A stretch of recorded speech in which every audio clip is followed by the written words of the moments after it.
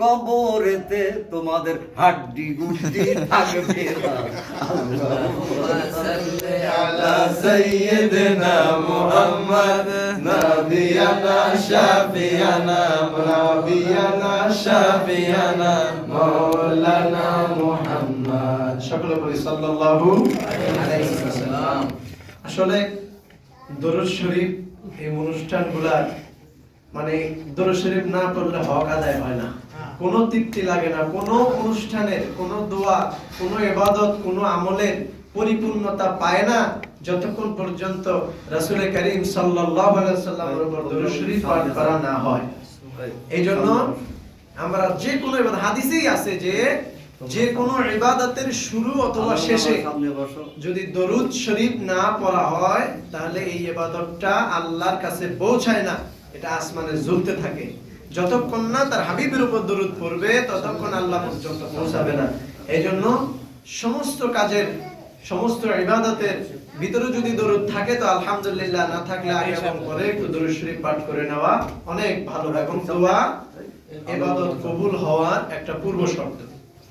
যাই হোক, আজকে আতায়ে রাসূল বান্দায়ে নেওয়াজ খাজা গরিবে নেওয়াজ হুজুর মুঈনুদ্দিন চিশতি হাসান সঞ্জরি রাহমাতুল্লাহ আলাইহি ওনার পবিত্র ফাতিহা, আল্লাহ সুবহানাহু ওয়া তাআলা ওনার পবিত্র রূহানি ফায়েজ আমাদের এবং তাওয়াজ্জু যাতে আমাদের দান করে, বলেন আমিন। দেখেন, খাজা গরিবে নেওয়াজ হুজুর পৃথিবীতে ধরাধামে আগমন করেছেন 536 হিজরি সনে। এরপরে ওনার ইন্তেকাল হইল 633 হিজরি সনে। তো উনি হায়াত পাইছেন, টোটাল যেটা আমি হিসাব করলাম হিজরি সন অনুযায়ী উনি হায়াত পাইছেন 96 বছর 11 মাস 22 দিন। বলেন সুবহানাল্লাহ। অনেক বেশি হায়াত পাইছেন আলহামদুলিল্লাহ। তো ওনার হায়াতের এই জিন্দেগিতে উনি ওনার ঘর ছাড়ছেন, বাড়ি ছাড়ছেন। ওনার বাড়ি তো আর ভারতের আজমিরে না, ওনার জন্মস্থান হলো আজমিরটা, তো এখানে পরবর্তীতে নাম হয়েছে সানজার গ্রামে। সেটাই এখন মনে হয় ওইটা আফগানিস্তান বা বেলুচিস্তান মনে হয় এরকম কিছু একটা জায়গার মধ্যে আছে বর্তমানে, আগে ছিল অন্য একটা জায়গা। তো যাই হোক, হুজুর ওইখান থেকে সবকিছু ত্যাগ করে দ্বীনের জন্য, ধর্মের জন্য, রাসূলের রেখে যাওয়া ইসলামের প্রচারের জন্য নিজের জীবন সম্পদ সবকিছু বিসর্জন দিয়েছেন। এইখান থেকে আমরা আসলে আজ থেকে 50 বছর 100 বছর পিছনেও যদি যাই, জমির কাগজপত্র উল্টাইলে দেখবেন বাংলাদেশে আমাদের পূর্বপুরুষরাই হিন্দু ছিল। শ্রী শ্রী অমুক চন্দ্র, শ্রী শ্রী অমুক চন্দ্র দাস, তমুক চন্দ্র দাস, আপনি নিজে খুঁজলেই পেয়ে যাবেন। একমাত্র আওলাদের রসুল যারা, ওনারা ছাড়া আর বিদেশ থেকে আসা কয়েকটা বংশ হাতে গোনা ছাড়া বাকি সবার পূর্বপুরুষরা হিন্দু ছিল, বৌদ্ধ ছিল, বিভিন্ন মানে বিভিন্ন উপাসকের উপাসনা করত। তো এই কিভাবে এই একটা রাষ্ট্র যেটার চারপাশে বিধর্মী রাষ্ট্র, কিভাবে ইসলাম পাইলাম? যারা ইসলাম প্রচার করলেন তাদের মধ্যে অন্যতম একজন, ভারত উপমহাদেশের মধ্যে প্রথম সারিতে যিনি আছেন তিনিই হচ্ছেন আমার খাজা গরিবে নেওয়াজ। বলেন সুবহানাল্লাহ। আল্লাহ পাক ওনাকে এটার জন্য উত্তম জাযা দান করুক। আমরা কিভাবে শুকরিয়া আদায় করব?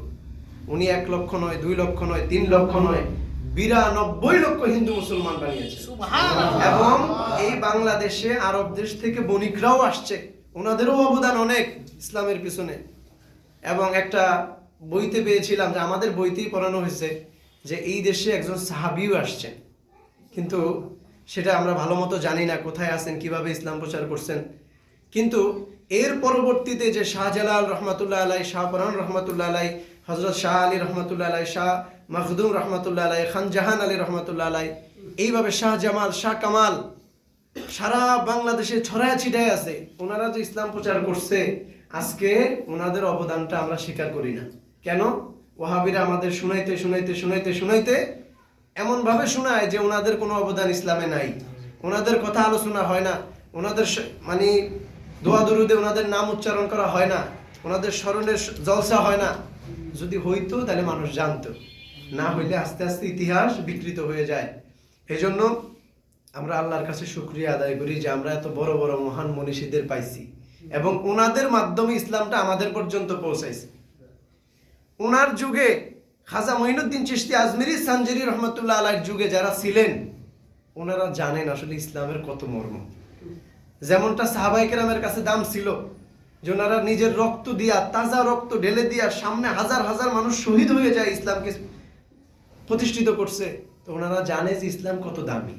কিন্তু আমরা তো আর এত কষ্ট করি নাই, দেখিও নাই, কোনো দেশের সাথে যুদ্ধ করা লাগে নাই ইসলাম টিকানোর জন্য, ধর্ম পালনের জন্য কোনো বাধা নাই, বিপত্তি নাই। এই জন্য আমরা এটার মর্ম বুঝি না এবং যারা আনছে তাদেরও কৃতজ্ঞতা আদায় করি না। কিন্তু আমি আপনি না করলে কি হবে? 800 বছর পরেও আল্লাহ সুবহানাহু ওয়া তাআলা খাজা মঈনুদ্দিন চিশতি রহমাতুল্লাহ আলাইহির নামের স্মরণে এখানে মাহফিল করাইছেন আমাদের দিয়া। বলেন সুবহানাল্লাহ। এটা ওনার কর্মফল। আপনাকেও স্মরণ করবে, আমাকেও স্মরণ করবে যদি আমরা এমন কিছু করতে পারি, এমন কিছু রেখে যেতে পারি জাতির জন্য।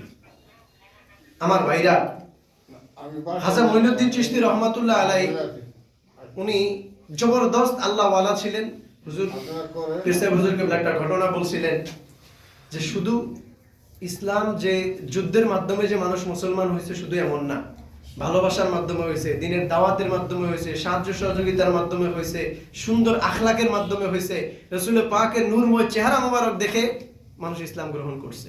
এইভাবে আল্লাহওয়ালাদের কাছেও এরকম কথাবার্তার মাধ্যমে হয়েছে, ব্যবহারের মাধ্যমে হয়েছে, সুরত দেখে হয়েছে, কারামত দেখে হয়েছে, আবার কোন জায়গায় যুদ্ধ কইরাও বানানো লাগছে।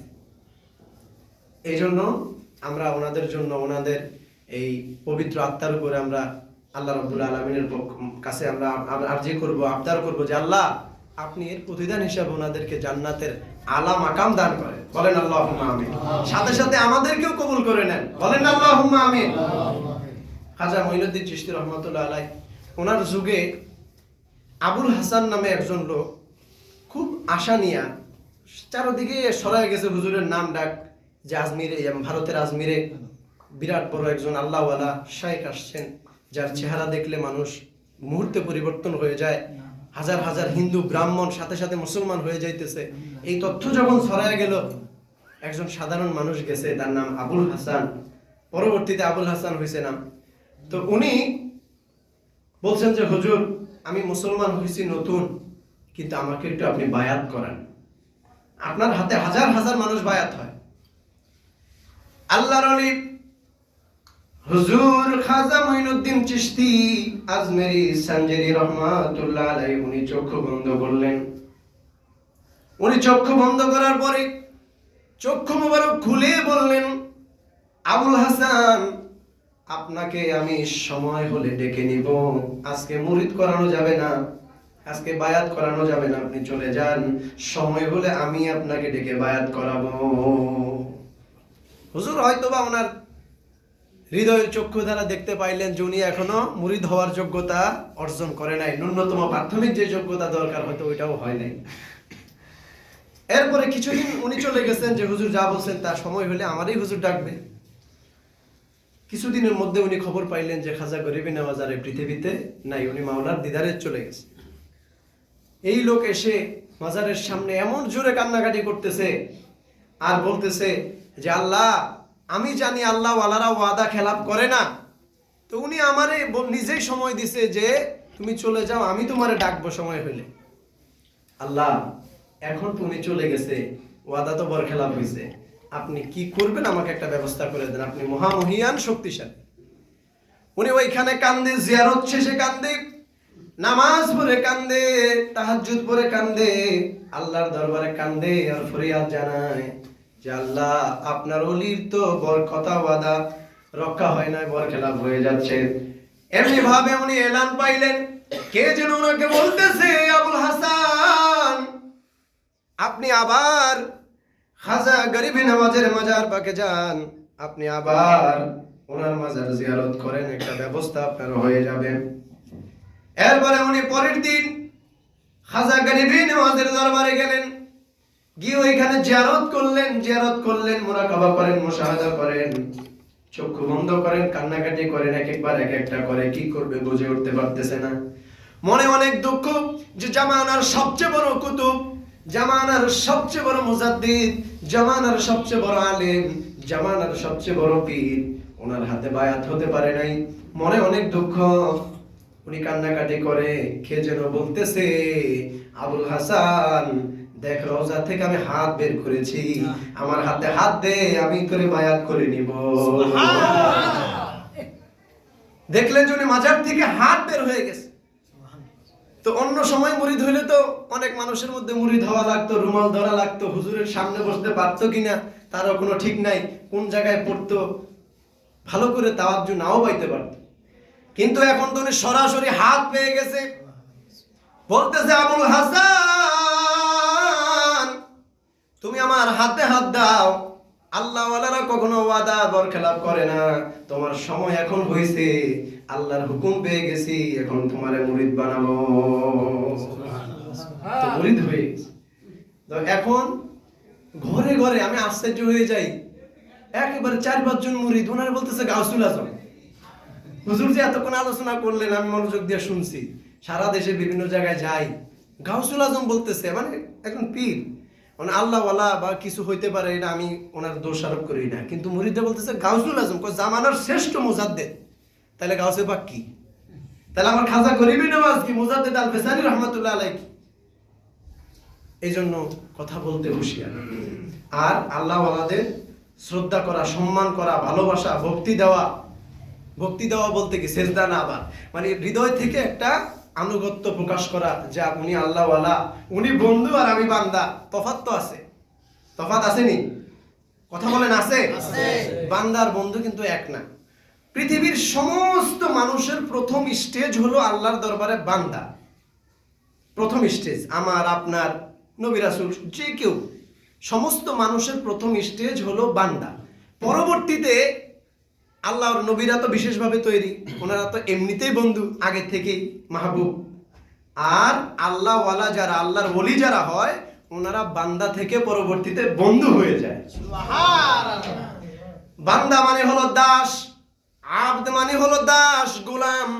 আল্লাহ রাব্বুল আলামিনের সবাই গোলাম, কিন্তু এই গোলাম থেকে মানুষ ইবাদত করতে করতে, আল্লাহ এবং রাসূলকে রাজি খুশি করতে করতে, জামানার হক্কানি রব্বানি আল্লাহ ওয়ালাদের সোহবত লাভ করার মাধ্যমে, পীর এবং মাশায়েখদের সোহবত লাভ করার মাধ্যমে ওনারাও যুগে যুগে আল্লাহর বন্ধু হয়ে যায়, সোহবত পাইয়া বন্ধু হয়ে যায়। এজন্য আমরা দোয়া করব যে আল্লাহ আমার স্টেজ তো বান্দা, এটা তো অস্বীকার করার কোনো সুযোগ নাই, আল্লাহ আমিও আপনার বন্ধু হইতে চাই।